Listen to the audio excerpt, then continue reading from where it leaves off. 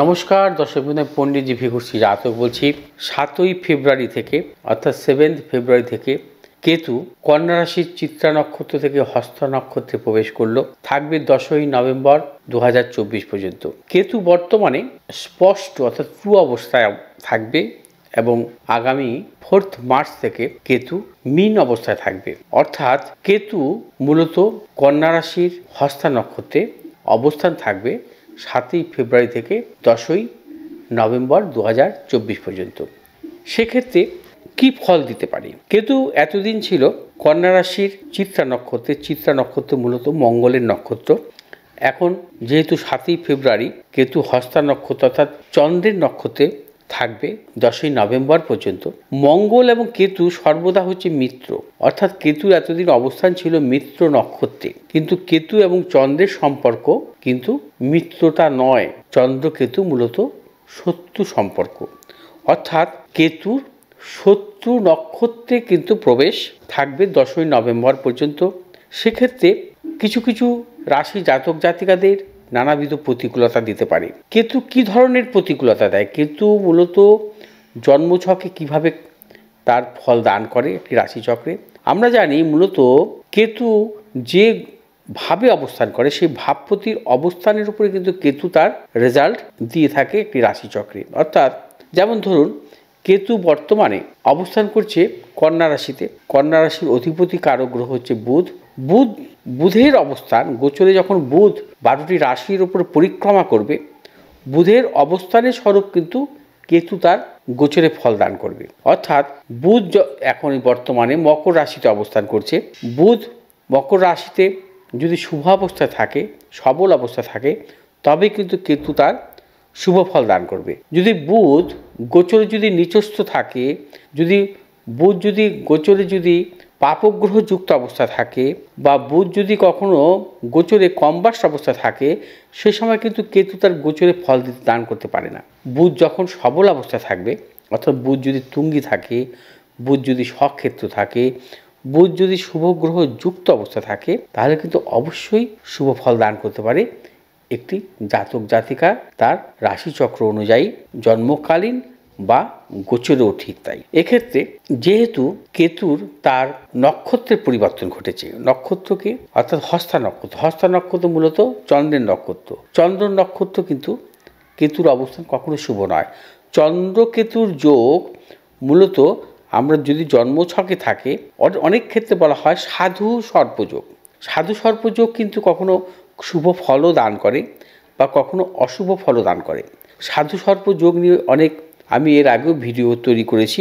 সাধু সর্পযোগ মূলত চন্দ্র কেতুর সহাবস্থানের ফলে কিন্তু হয়। অনেক ক্ষেত্রে আবার বলে যে শনি কেতুর সহাবস্থানের ফলেও কিন্তু সাধু সর্পযোগের সৃষ্টি হয়, আবার চন্দ্র কেতুর যোগেও কিন্তু সাধু সর্পযোগের সৃষ্টি হয়। তবে এক্ষেত্রে দেখা যায় যে কেতু এবং চন্দ্রের সহাবস্থানের ফলে, চন্দ্র হচ্ছে মনের কারক গ্রহ, এবং কেতু যখন চন্দ্রের সাথে সহাবস্থান করে তখন কিছু কিছু মানসিক প্রতিকূলতা কিন্তু জাতক জাতিকার জীবনে কিন্তু আসে, এবং সেটা কিন্তু নির্ভর করবে ভাবপতির উপর। ভাবপতি যখন অশুভ অবস্থা থাকবে, ধরুন ভাবপতি বুধ যদি কখনো মিনে নিচস্থ থাকে, ভাবপতি বুধ যখন শনির সাথে বা মঙ্গলের সাথে সহাবস্থান করবে, ভাবপতি বুধ যখন রাহুর সাথে সহাবস্থান করবে, তখন কিন্তু কেতু যেহেতু চন্দ্রের নক্ষত্রে অবস্থান করছে, সেক্ষেত্রে নানা রকম প্রতিকূলতা দেবে, অর্থাৎ মানসিক প্রতিকূলতা দেবে কিন্তু কিছু কিছু রাশির জাতক জাতিকাদের উপর। কোন কোন রাশির জাতক জাতিকাদের ক্ষেত্রে এই মানসিক প্রতিকূলতা দিতে পারে সেই নিয়ে আমি অবশ্যই বলবো। তারপর বলবো যে কেতু যখনই অশুভ নক্ষত্রে বা অশুভভাবে থাকে, মূলত দেখা যায় সেই জাতক জাতিকার গোচর অনুযায়ী মূলত প্রচণ্ড পরিমাণে শারীরিক বিড়ম্বনা, মানসিক অস্থিরতা, অর্থ নাশের প্রবল যোগ আসে। দেখা যায় যে সেই জাতক জাতিকার জীবনে মূলত শারীরিক কী ধরনের বিড়ম্বনা দিতে পারে? শারীরিক বিড়ম্বনা আসতে পারে তার মূলত শ্লেষাজনিত সমস্যা, শারীরিক বিড়ম্বনা আসতে পারে তার চর্মজাতীয় সমস্যা, শারীরিক বিড়ম্বনা আসতে পারে নানা রকম রক্তক্ষরণ বা অস্ত্রোপচারজনিত সমস্যা, শারীরিক বিড়ম্বনা আসতে পারে চোখের সমস্যা। আবার অনেক ক্ষেত্রে দেখা যায় খুব মানসিক প্রতিকূলতা আসে চন্দ্রের নক্ষত্রে কেতু থাকলে। সেক্ষেত্রে নানা রকম মানসিক প্রতিকূলতা অবশ্যই আসবে যদি ভাবপতি যখনই অশুভ অবস্থা থাকবে। কারণ বুধ বর্তমানে গোচরে অবস্থান করছে মকর রাশিতে। বুধের পরিক্রমা করবে 12টি রাশির ওপর দিয়ে। যখন দেখা যাবে বুধ শনিযুক্ত অবস্থা কুম্ভ রাশিতে থাকবে, তখন কিন্তু কেতু যেহেতু চন্দ্রের নক্ষত্রে আছে, সেক্ষেত্রে কিন্তু কিছু কিছু রাশির জাতক জাতিকাদের ক্ষেত্রে কিন্তু অশুভ ফল দান করতে পারে। বুধ যখন পরিক্রমা করবে গোচরে, যখন মীন রাশিতে রাহুযুক্ত অবস্থা থাকবে, সেই সময় কিন্তু যেহেতু কেতু চন্দ্রের নক্ষত্রে আছে, সেই সময় কিন্তু কিছু কিছু রাশির জাতক জাতিকাদের উপর নানা রকম প্রতিকূলতার সৃষ্টি করতে পারে। আবার বুধ যখন মেষ রাশিতে বৃহস্পতি যুক্ত অবস্থা আসবে, সেই সময় কিন্তু কেতু কিন্তু কোনো অশুভ ফল দান করবে না, কারণ ভাবপতি শুভগ্রহ যুক্ত অবস্থা আছে। সেক্ষেত্রে আমি বলবো যে বুধ যখনই 12টি রাশির ওপর পরিক্রমা করবে, অর্থাৎ বুধ যখন বৃহস্পতি যুক্ত হবে, বুধ যখন বৃহস্পতি দৃষ্ট হবে, বুধ যখন শুক্র যুক্ত হবে, বুধ যখন বিশেষ করে রবি যুক্ত হবে, বুধ যখন স্বক্ষেত্রে থাকবে মিথুনে বা কন্যা রাশিতে, সেই সময় কিন্তু কেতুর এই অশুভ প্রভাব কিন্তু কোনো রাশির জাতক জাতিকার উপর ফেলবে না। অর্থাৎ না শারীরিক বিড়ম্বনা, না প্রতিকূলতা, না মানসিক প্রতিকূলতা। অতএব বর্তমানে যেহেতু মকর রাশিতে বুধের অবস্থান, বুধ শুক্রযুক্ত অবস্থায় আছে এবং বিশেষ করে মঙ্গলযুক্ত অবস্থায় আসবে এবং এরপরে শনির সাথে সহাবস্থান করবে, তার পাশাপাশি মীন রাশিতে রাহুর সঙ্গে সহাবস্থান করবে।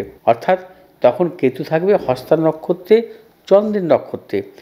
কোন কোন রাশির জাতক জাতিকার ক্ষেত্রে সেই ক্ষেত্রে প্রতিকূলতার সৃষ্টি করতে পারে, এবং বিশেষ করে দেখা যাবে যে মূলত কন্যা রাশির জাতক জাতিকাদের ক্ষেত্রে নানা রকম মানসিক প্রতিকূলতা আসতে পারে, মিথুন রাশির জাতক জাতিকাদের মানসিক প্রতিকূলতা আসতে পারে, কুম্ভ রাশির জাতক জাতিকাদের ক্ষেত্রে মানসিক প্রতিকূলতা আসতে পারে, এবং মেষ রাশির জাতক জাতিকাদের ক্ষেত্রেও মানসিক কিছু কিছু প্রতিকূলতা আসতে পারে। এবং তাদের মানসিক প্রতিকূলতা বা শারীরিক কিছু বিড়ম্বনা, কিছু কিছু ক্ষেত্রে গুপ্ত শত্রু বৃদ্ধি, অর্থাৎ কর্মক্ষেত্রে গুপ্ত শত্রু বা ব্যবসা ক্ষেত্রে গুপ্ত শত্রু বৃদ্ধি হতে পারে। আমি আবার বলছি যে যেহেতু 10ই নভেম্বর পর্যন্ত কেতু হস্তা নক্ষত্রে অবস্থান করবে, হস্তা নক্ষত্রে অর্থাৎ কেতুর নক্ষত্রে অবস্থান করবে, সমস্ত বছরটাই কিন্তু কেতু কিন্তু তার অশুভ ফল দান করবে না। যদি ভাবপতি শুভগ্রহ যুক্ত, শুভগ্রহ দৃষ্ট অবস্থায় থাকবে গোচরে, তখন কিন্তু তার অশুভ ফল দান করবে না। যখনই কোনো পাপগ্রহ যুক্ত অবস্থা আসবে, সেই সময় বা বুধ নিচস্থ হবে, সেই সময় কিন্তু নানা রকম প্রতিকূলতা বা বুধের বা কেতুর অশুভ প্রভাব কিন্তু জাতক জাতিকাদের উপর আসতে বাধ্য। দর্শকবৃন্দ, কেতুর হস্তা নক্ষত্রে প্রবেশ 10ই নভেম্বর পর্যন্ত কোন কোন রাশি জাতক জাতিকাদের ক্ষেত্রে অশুভ ফল, সেই নিয়ে বিস্তারিত আলোচনা করলাম। যদি আপনাদের ভিডিওটি ভালো লাগে শেয়ার করবেন, লাইক করবেন, সাবস্ক্রাইব করবেন। পরবর্তী ভিডিওর জন্য আপনারা পাশে থাকা বেল আইকনটি টিপে সাবস্ক্রাইব করুন। ভালো থাকুন, সুস্থ থাকুন, নমস্কার।